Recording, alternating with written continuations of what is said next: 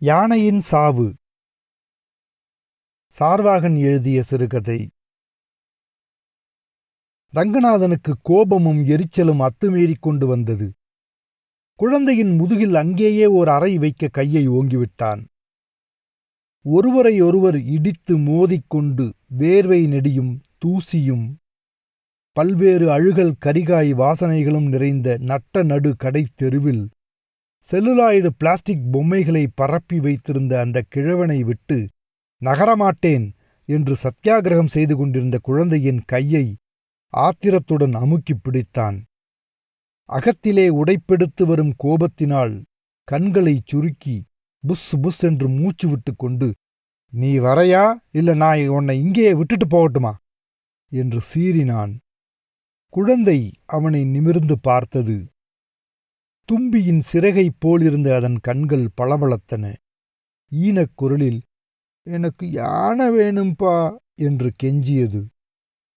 அவன் காஞ்சிபுரம் கோவிலில் யானை காட்டினதிலே இருந்து இரவும் பகலும் இதே பல்லவிதான்.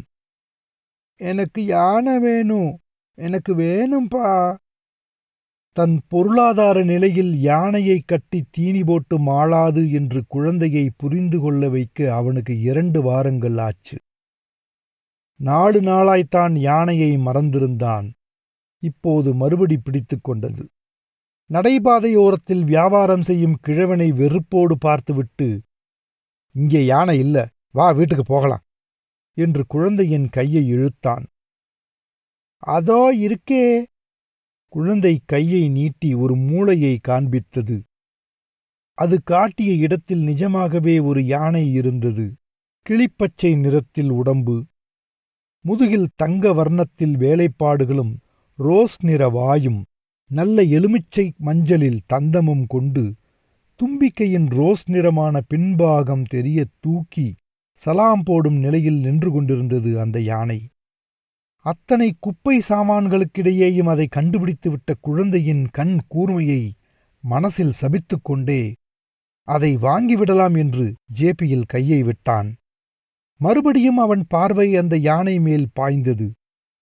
அழகுணர்ச்சி மிக்க அவனுக்கு, அழகுணர்ச்சி தன்னிடம் நிறைய இருக்கிறது என்று பெருமைப்பட்டு கொண்டிருந்த அவனுக்கு, அந்த பிளாஸ்டிக் யானை துதிக்கையை தூக்கி ரோஸ் வாயை காட்டி அவனை ஏளனம் செய்வது போலிருந்தது.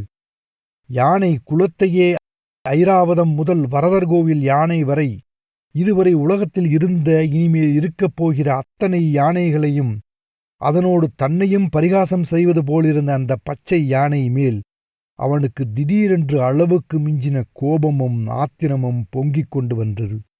சீ, இது வேணா, அசிங்கம். யானை எங்கேயாவது பச்சையாவா இருக்கும்? நான் உனக்கு நல்ல கருப்பு யானை வாங்கித்தாரேன். இப்போ வீட்டுக்கு போலாம் வா என்று மறுபடியும் குழந்தையை இழுத்தான். குழந்தை நிமிர்ந்து கண்களை அகல விரித்து கொண்டு அவனை பார்த்தது. நெஜம்மா? நெஜம்மாதான், நீயே பாரு. அவன் வாக்கு கொடுத்த பின் இருவரும் வீட்டை பார்க்க நடந்தனர். அவன் யானையை மறந்தாலும் அவனை மறக்க விடவில்லை அந்த குழந்தை.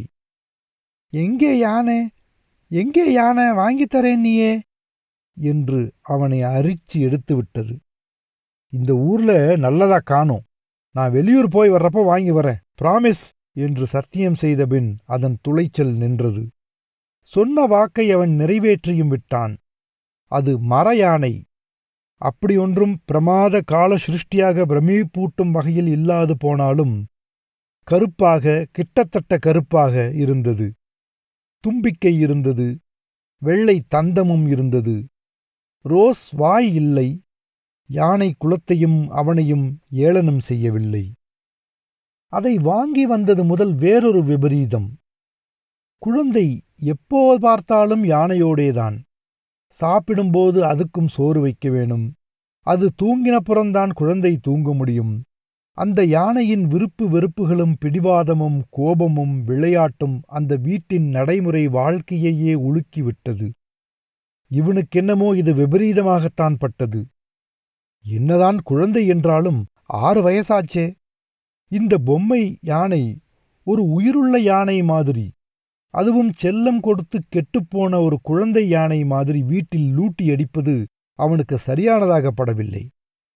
அது பொம்மை, மரம், கல்கண்டு சாப்பிடாது, ஹார்லிக்ஸ் குடிக்காது, வேர்க்கடலையும் கரும்பும் கேட்காது என்று 1க்கு 10 தரமாக சொல்லிப் பார்த்தான்.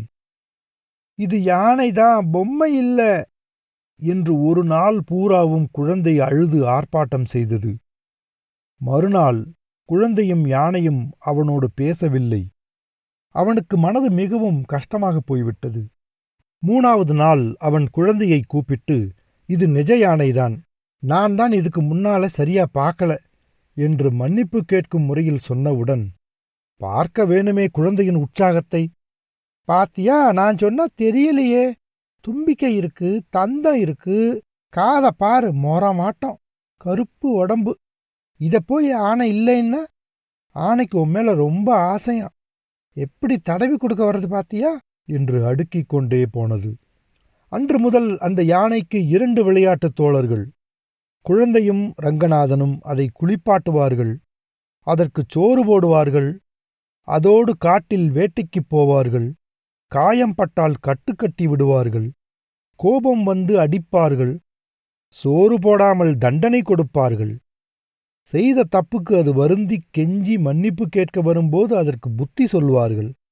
அதற்கு கோபம் வரும்போது அதன் கையில் அகப்படாது ஒளிந்து கொள்வார்கள். அது சுமுகமாயிருக்கும்போது சர்க்கஸ் வித்தைகள் கற்றுக் கொடுப்பார்கள். இப்படியாக எல்லாம் இருவரும் சேர்ந்தே செய்து வந்ததன் பலனாக ரங்கநாதனுக்கு அந்த யானை ரொம்ப ரொம்ப பழக்கமாகிவிட்டது. அதனுடைய மனநிலைகள், விருப்பு வெறுப்புகள் எல்லாம் அவனுக்கு அத்துப்படியாகிவிட்டன. சில சமயம் குழந்தை இல்லாதபோது கூட அந்த யானை அவனோடு விளையாட வரும் அல்லது முரண்டிக் கொண்டு நிற்கும். மறுபடி அவன் வேலை நிமித்தமாக வெளியூர் போக வேண்டியிருந்தது. திரும்பி வரும்போது வழி நெடுக அவனுக்கு குழந்தை, யானை ஞாபகம்தான். புது விளையாட்டு ஒன்றை கூட கற்பனை செய்து வைத்திருந்தான். யானையை மீன் பிடிக்க வைக்க வேணும். சேற்றிலிருந்து அசரை மீனை அது தும்பிக்கையால் துலாவி துலாவி எடுத்து கொடுக்க வேண்டும். பிறகு அது பெரிய மடுக்கரையில் உட்கார்ந்தபடி தூண்டிலுக்கு பதில் தும்பிக்கையில் புழுவை வைத்து பிடிக்க வேணும். இன்னும் எத்தனையோ. ரயில்வே ஸ்டேஷனில் இருந்து வீடு போய் சேர்ந்தபோது குழந்தையையும் காணோம், யானையையும் காணோம். வெளியே எங்கோ விளையாடப் போயிருக்கிறார்கள் என்று நினைத்து கொண்டான். சாயங்காலம் அவன் வெளியே போய்விட்டு வந்தபோது நேரம் அதிகமாகிவிட்டிருந்தது. குழந்தையும் தூங்கப் போய்விட்டிருந்தது. புது விளையாட்டை நாளை கற்றுக் கொடுக்கலாம் என்று ஆறுதல் சொல்லிக் கொண்டான். மறுநாள் காலை ரங்கநாதன் குழந்தையை பார்த்தவுடன் அவன் கேட்ட முதல் கேள்வி, யானை எங்கே தான். ஏனென்றான் அதன் கையில் யானையை காணோம். அது எங்கேயோ என்று அசுவாரஸ்யமாக பதில் சொன்னது குழந்தை. அவனுக்கு ஒன்றும் புரியவில்லை. ஏமாற்றமும் கோபமுமாக வந்தன. காணாமா போக்கிட்டியா, இல்ல காட்டுக்கு ஓடி போயிடுச்சா என்று கேட்டான். அவன் காதுக்கு அது சாதாரண கேள்வி போல் தொனிக்கவில்லை. அதட்டலா, அழுகையா? ஓஹோ, இங்கேதான் எங்கேயாவது கிடக்கும் என்று சொல்லிக்கொண்டே குழந்தை பல் தேய்க்க போய்விட்டது. ஏய், புது யானை விளையாட்டு கண்டுபிடிச்சு வச்சிருக்கேன், மீன் பிடிக்கிற விளையாட்டு என்று சொன்னபடியே ரங்கநாதன் குழந்தையை பின்தொடர்ந்தான். மூளையில் அழுக்குத் துணிகளிடையே யானை கேட்பாரற்று கிடந்ததைக் கண்டான். ஐயோ பாவம், உடம்பு சரியில்லை போலிருக்கே, காய்ச்சல் வந்துட்டதோ, ஆஸ்பத்திரிக்கு போலாமா, மருந்து கொடுக்கலாமா? ஏய், இதோ இங்கே இருக்கு பாரு யானை என்று பரிவுடன் சொல்லிக்கொண்டே யானையை எடுக்க குனிந்தவன் குழந்தையின் பதிலைக் கேட்டு சடையரென்று நிமிர்ந்தான். நீ என்னப்பா, அதுக்கு ஒன்னும் வராது, அது என்ன நெஜ யானையா, பொம்மைக்கு போய் காய்ச்சலும் பேதியும் வருமா என்று சொல்லிவிட்டு குழந்தை அலமாரியை திறந்து, அப்பா நீ இத பாத்தியா, நெஜ டயரு போட்டிருக்கே, எப்படி ஓடுது பாக்குறியா என்று சொன்னபடியே சிவப்பு நிறமான குட்டி டயர் போட்ட தகர கார் ஒன்றை எடுத்து வெற்றிகரமாக அவனுக்கு காண்பித்து, நான் தரமாட்டேன், எதிர் வீட்டம்மா எனக்கு தானே கொடுத்தாங்க என்று பெருமை பேசியது குழந்தை. அவனுக்கு ஒன்றும் புரியவில்லை. குழந்தையை பார்த்தான். குறும்புச் சிரிப்போடு பின்னம்புறம் ஒலிக்க முயன்று கொண்டிருந்த அதன் கையிலிருந்து கார் எட்டி பார்த்து பளபளவென்று மின்னும் பல்லை காட்டி இவனை ஏமாளி செய்து கொண்டிருந்தது. தலையை திருப்பி கீழே பார்த்தான். செத்துப்போன யானையின் சடலம். நான் வெறும் மரம், யானை இல்லை என்று முனகிவிட்டு மறுபடியும் செத்துப்போச்சு. அவனுக்கு ஒன்றும் புரியவில்லை.